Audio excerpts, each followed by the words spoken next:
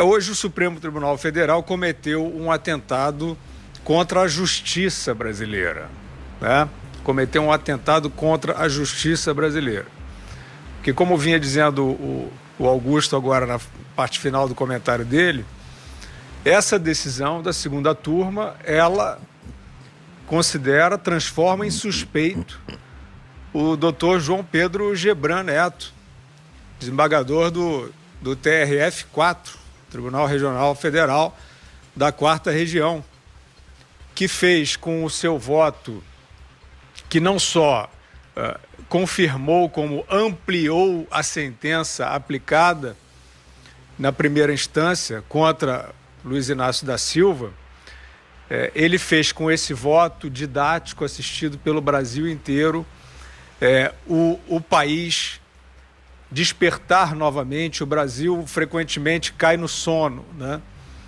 E o voto do desembargador João Pedro Gebran Neto reacendeu a dignidade do país e levou, né, depois o impeachment tinha acontecido 2 anos antes, e aí depois muitas escaramuças na política brasileira, tentativa de virada de mesa, tentativa de reabilitação do PT, né, com justamente tentativa de golpe no governo de transição, chefiado pelo Michel Temer.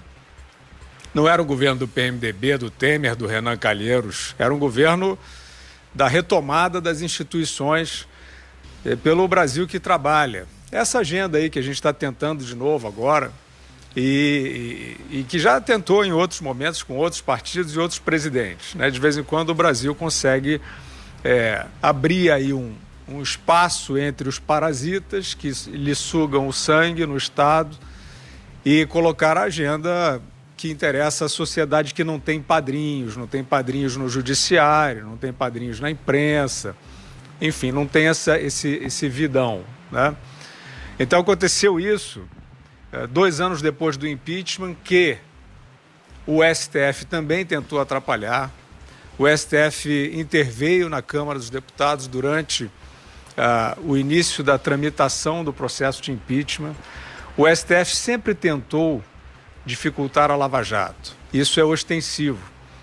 E depois do voto do desembargador Gebran, o Brasil acordou de novo, né? 2 anos depois daquele despertar que levou ao impeachment, porque o impeachment da Dilma Rousseff aconteceu porque o Brasil despertou e foi para a rua, e a prisão de Lula aconteceu porque o Brasil despertou e foi para a rua. Só isso.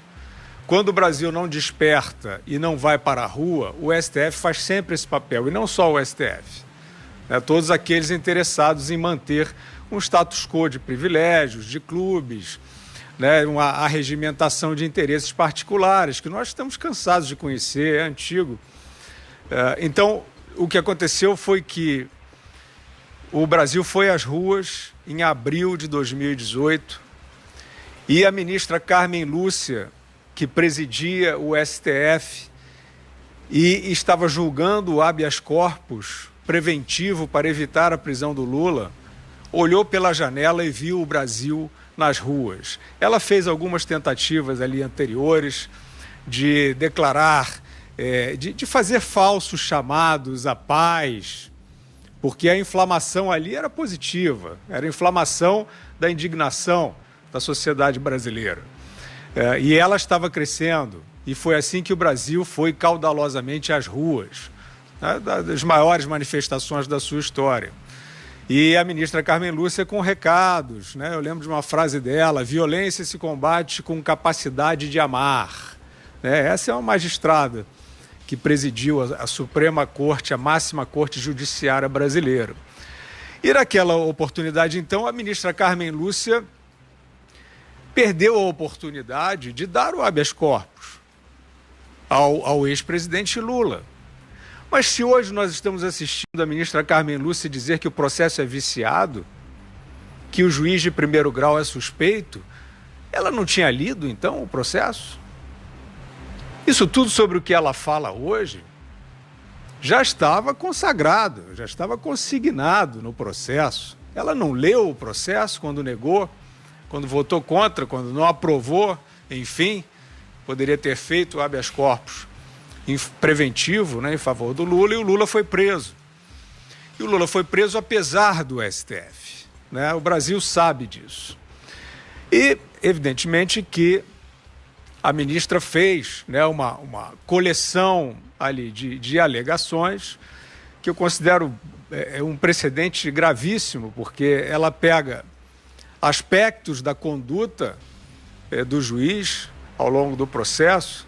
O juiz tem uma infinidade de condutas, de procedimentos, como já dissemos aqui, tudo com o molho, tudo com a atmosfera dessas mensagens roubadas, que nós vimos o ministro Gilmar aos gritos, batendo na mesa, dizendo que não é esse o problema. É esse o problema, sim, ministro Gilmar.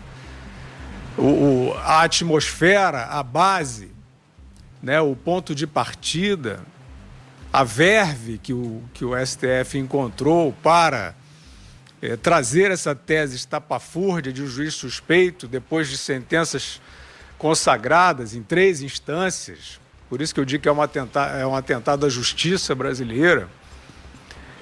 Este ambiente foi conseguido através do reconhecimento pelos senhores de mensagens roubadas, provas imprestáveis, como, sim, uma indicação inicial a partir daquilo, de futrica, né, de conversas particulares. A gente sempre tenta imaginar o que aconteceria se acontecesse o contrário, né? Aqueles hackers que foram contratados, não se sabe por quem até hoje, o que é um absurdo, né? Quem contratou os hackers, né, que fizeram aquele material cair no colo da defesa do Lula e dessa imprensa de aluguel do lulismo e do PT, né, que foi fazer aquele carnaval em cima para tentar desmoralizar a Lava Jato lá atrás. Então, era fundamental saber quem pagou aqueles hackers, né? Quem foi o mentor daquele crime que ensejou, sim, o ambiente para essa votação vergonhosa de hoje. Então, nós vimos, Vitor, justamente bases fracas, muito fracas, para essa alegação. E agora nós estamos vendo a consagração de um atentado contra a justiça ao vivo e, evidentemente, que os autores desse atentado, não sabemos qual vai ser o transcurso, mas o país inteiro está vendo.